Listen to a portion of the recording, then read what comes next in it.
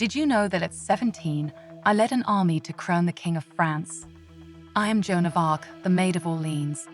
With divine blessing, I changed the course of French history. However, I was betrayed and burned at the stake at 19. Don't forget to subscribe and like the video to learn more about my fascinating story. I was born in 1412 in Domremy, a small village in northeastern France. From a young age, I felt a special connection to the divine. At 13, I began to have visions and hear voices that claimed to be from Saint Michael, Saint Catherine, and Saint Margaret. These voices guided me and gave me strength in the darkest moments. My childhood was marked by the 100 Years' War between France and England. Despite being a simple peasant, I always felt a calling to do something greater for my nation. My family was humble, and we worked the land to survive. Despite the adversities, we always found time for faith and prayer. Regarding my love life, I never had time for it. My mission and devotion to France and God were always at the forefront. Although it was rumored that I had admirers, my heart belonged to my country and my divine purpose. My youth was brief but intense, marked by battles, victories, and betrayals. One of my most notable achievements was the liberation of Orleans. In 1429, France was embroiled in the 100 Years' War against England. Orleans, a strategic city, was under siege by English forces. Despite being a young peasant with no military experience, I presented myself to Charles, the Dauphin of France, with a divine message.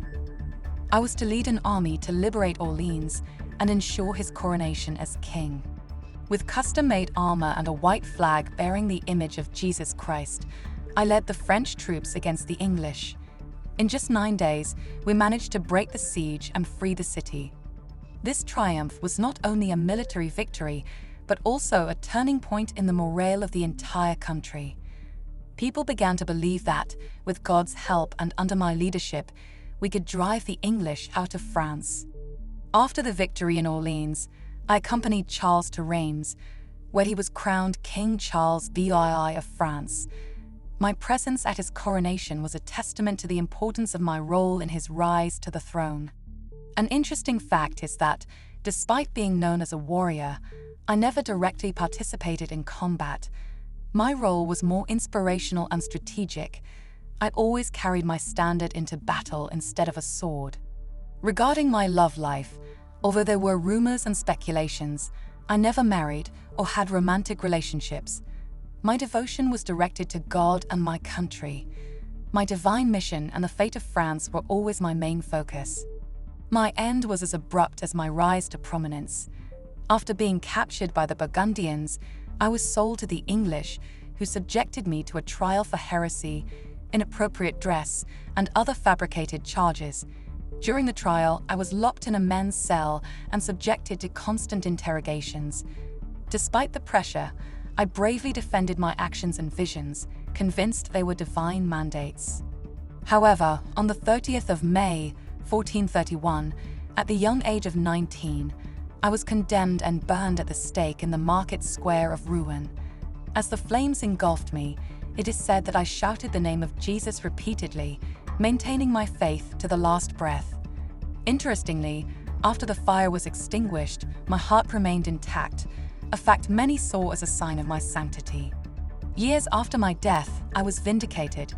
The trial was annulled, and I was canonized as a saint by the Catholic Church in 1920. Although my life was full of challenges and tragedies, my legacy endures. My story is not just that of a warrior or a martyr, but that of a young woman who, driven by faith and love for her country, changed the course of history. Reflecting on my life, it is clear that one can find strength in adversity and that faith can move mountains. Although my life was short, my impact on France and the world was immense. Thank you for joining me on this journey through my life. Don't forget to subscribe and keep watching more videos about other figures who left their mark on history.